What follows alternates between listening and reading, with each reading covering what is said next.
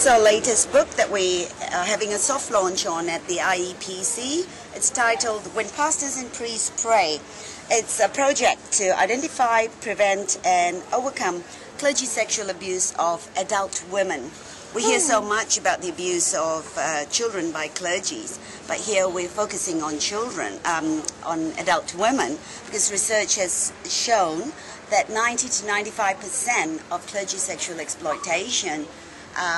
takes place in the case of women being exploited by clergy in heterosexual relationships.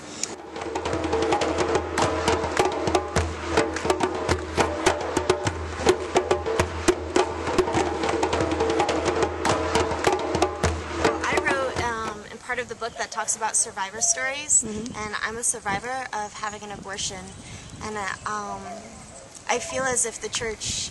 could have done a lot more to support those, one, who are thinking about abortion, to be able to have this space to talk about sexual issues, for me not to have been afraid to be considered not a good Christian if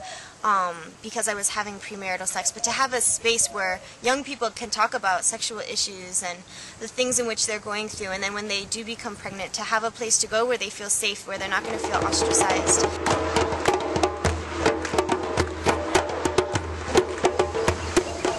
I wrote about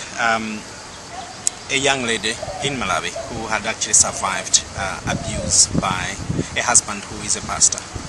And particularly, I shared this story, first to document that these things do happen, secondly to encourage openness, and she is one of the people who was actually not willing to speak about it,